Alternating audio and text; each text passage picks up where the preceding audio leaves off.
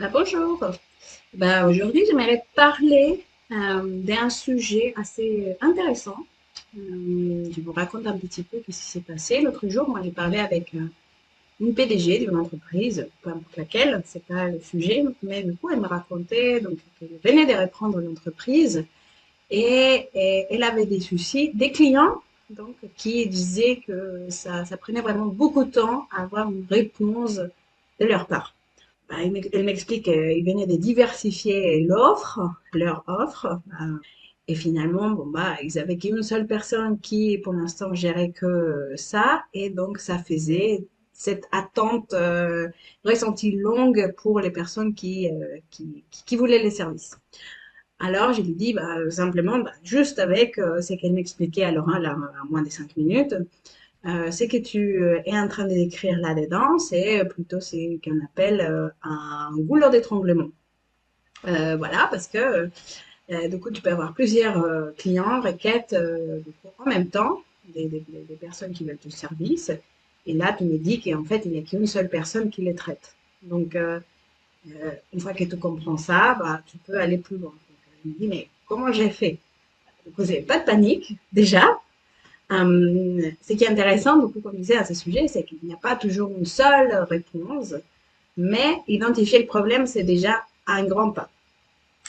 C'est quelque chose aussi que j'aime bien. Bon, je dis toujours, il faut se mettre aussi à la place du client, parce que toi aussi, tu es un client pour certains services et certains produits, et quand tu arrives et que tu sais que tu es en attente. J'aime bien un exemple un peu extrême, qu'on veut des places pour un concert à ce prix et qu'on fait la queue. Voilà, on te dit, tu es la personne numéro 170 dans la queue, tu as environ 2 heures d'attente. Ah, voilà. Euh, j'ai dit, c'est un cas un peu extrême parce que du coup, c'est 2 heures d'attente. Est-ce que j'ai vraiment le temps d'attendre tout ça? Euh, mais finalement, tu peux en fait décider d'attendre ou pas. Et tu as un message plutôt clair. Voilà, l'attente est longue et à toi de décider. Imaginez que vous n'avez pas affiché ces messages donc de temps d'attente prévu. Peut-être vous serez encore plus énervé qu'on vous fasse attendre 12 heures alors que c'était pas prévu et que dans votre tête, ça allait prendre que 5 minutes. Vous voyez? Donc, je disais peut-être un axe que tu peux mettre en place très très vite, c'est du coup de dire aux personnes qui te contactent, euh, je n'attente et donc un approximatif, ce sera 5 jours de réponse. Voilà. Certes, c'est pas forcément l'option idéale, mais ça pourrait être un premier pas, du coup, accuser des bonnes réceptions et dire j'ai un peu d'attente en ces moments, je suis en train de travailler dessus, voilà, parce que c'est la prochaine étape. Mais du coup, ne vous inquiétez pas si vous n'avez pas de mes nouvelles demain. Parce que bien sûr, un idéal, ce serait je vais vous répondre dans l'heure que vous me contactez.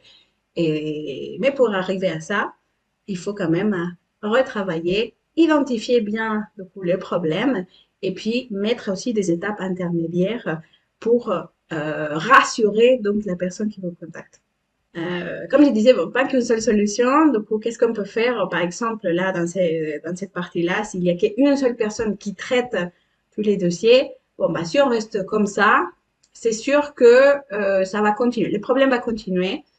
Donc, est-ce que, peut-être comme j'ai déjà parlé des diversifications d'offres, est-ce que peut-être il faut prévoir des schémas en parallèle si c'est pour l'offre numéro un, plutôt ces schémas-là, si c'est pour l'offre numéro 2, au lieu d'arriver à un point central et après dispatcher, peut-être dispatcher dès le début par rapport à l'offre.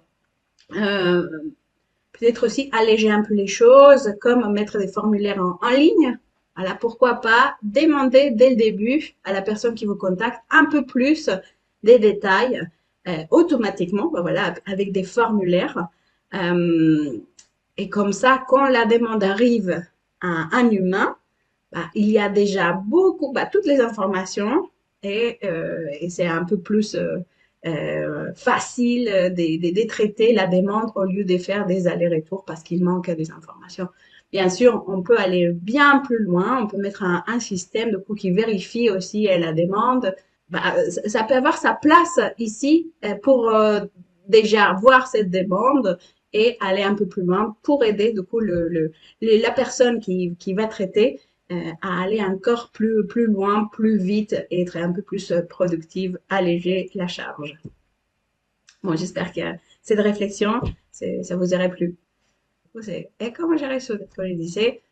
Pas qu'une seule solution, mais déjà clarifier, identifier qu'il y a un problème et puis s'épancher plus précisément. Qu'est-ce qu'on peut faire? Et vous, qu'est-ce que vous avez pensé de cette réflexion? Avez-vous des problèmes similaires? N'hésitez pas à partager vos meilleures pratiques. Merci, à la prochaine.